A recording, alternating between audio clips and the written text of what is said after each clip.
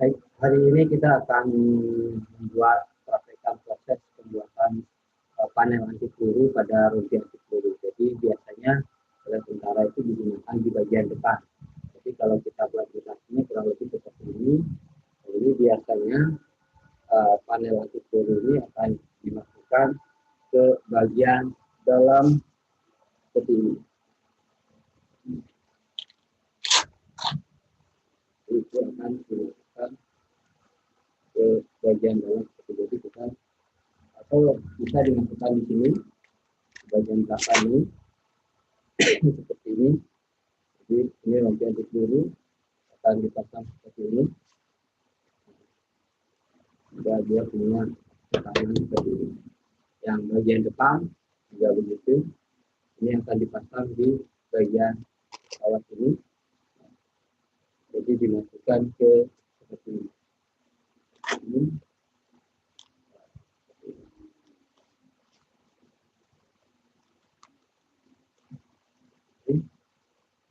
itu akan dipakai seperti ini. Dia akan berfungsi di depan dan di bagian belakang. Ini akan digunakan seperti ini.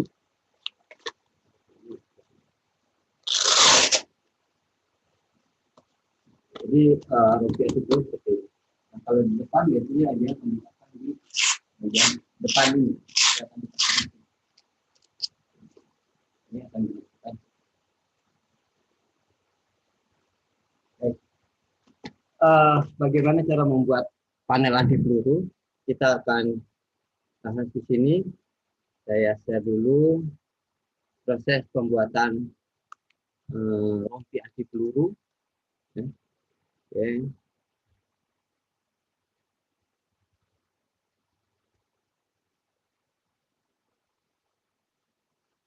Baik.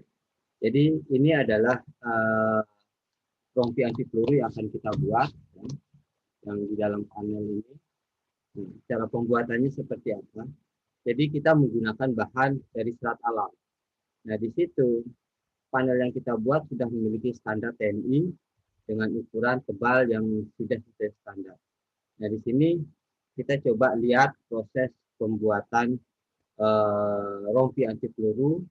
Dia berbahan matriknya itu kita nanti menggunakan epoksi dan polietilen. Di dalamnya ada lapisan. Nah, lapisan kita gunakan beberapa serat untuk menghasilkan ketahanannya terhadap peluru. Nah, kalau kita lihat standarnya kurang lebih seperti ini, ya. Oke. Jadi cara pembuatannya kita mulai dari awal. Standar produknya kita menggunakan yang seperti ini, ya.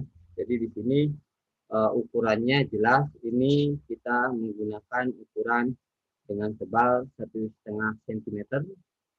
Terus beratnya tidak melebihi 1 kg. Diameter panjang kali lebarnya di sini kalau kita lihat sudah standar gitu ya, standar untuk dipakai di rompi anti peluru. Nah, prosesnya adalah kalau kita lihat di sini kita menggunakan beberapa lapis serat alam.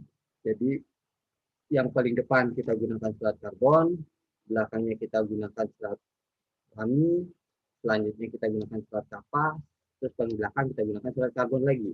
Jadi itu ada urutannya proses pembuatan. Nah, ini kalau kita buat dengan tebal masing-masing kurang lebih sekitar 20 mili gitu ya. Jadi antara 15 mili nanti ketemunya sekitar 1,5 cm ketebalannya.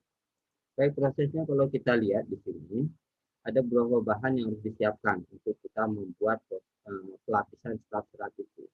Jadi beberapa bahan ini adalah untuk memproses nanti. Yang pasti bahannya di sini ada beberapa serat. Kita gunakan serat lami yang belum dianyam, serat kapas dan seterusnya, serat agave. Kita coba kita anyam. Ya.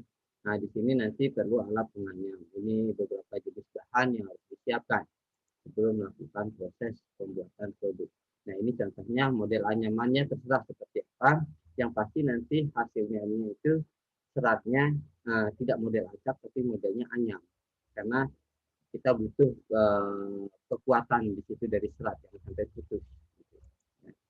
Oke, ini prosesnya kurang lebih. Di awal kita ukur dulu komposisi matrik dan penguatnya, berapa persen matrik, berapa persen penguat, begitu. Ya. Nah, di sini juga kita perlu menambahkan serat. Selain serat, di situ ada kita pakai lapisan karet. Jadi fungsinya nanti masing-masing beda. Jadi pada penelitian hempatan peluru ini saya menggunakan di awal itu karbon, serat karbon, karena kerasannya cukup tinggi sehingga akan merubah bentuk daripada peluru. Setelah itu akan mengenai yang namanya karet, itu adalah untuk pembatas beban supaya tidak mudah tertransfer ke dalam, tapi transfernya ke pinggir, ke samping begitu, sehingga peluru tidak mudah masuk ke dalam. Nah, setelah itu saya lapisi lagi dengan serat kapas untuk peredam supaya dia. Nah, bebannya setelah saya kasih kapas, setelah itu saya isi serat, saya isi karet lagi supaya bebannya itu transfer ke pinggir, jadi tidak ke dalam begitu, tidak mengenai di dalam rompi dan seterusnya. Jadi ada beberapa lapis tadi saya lapis berulang-ulang begitu. Jadi prosesnya ya harus ditimbang-timbang berapa komposisinya. Ini prosesnya yang lain. Nah, produknya kalau kita lihat seperti ini nanti jadi. Itu kira-kira proses pembuatannya. Nah, di sini kalau kita lihat, ini setelah kita uji, dari sekian serat yang kita gunakan, yang paling bagus adalah eh, kita gunakan di depan itu karbon. Setelah itu kita gunakan lapisan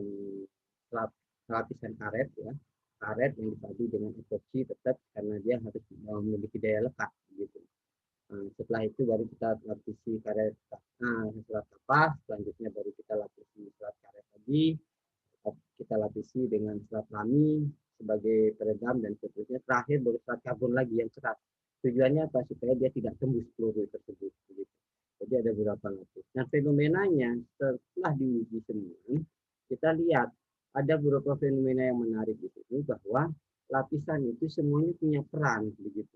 Jadi perannya itu yang pertama lapisan keras yang paling di depan itu untuk menumpulkan bentuk daripada peluru sehingga tidak bentuk tajam lagi.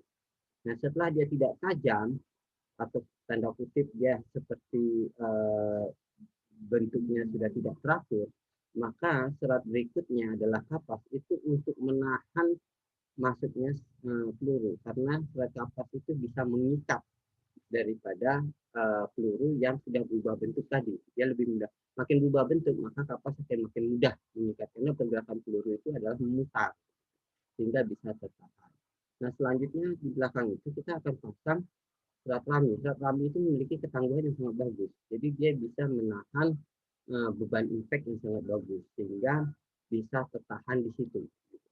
Nah, serat yang terakhir adalah serat karbon hanya untuk menjaga-jaga dan menahan lebih pada safety daripada si pemakai, jangan sampai ada beban impact ke dalam tubuh, dalam artian meskipun panelnya tidak pecah, tapi kalau rasa sakitnya sampai ke dalam itu bisa jadi sakit dalam gitu ya, sakit dalam meskipun kelihatan tidak luka tapi sakit itu akan lebih parah. Jadi itu fungsi dari masing-masing serat yang kita gunakan pada produk panel anti peluru. Mungkin demikian informasi yang bisa saya sampaikan. Selamat menonton, terima kasih, selamat siang. Wassalamualaikum warahmatullahi wabarakatuh.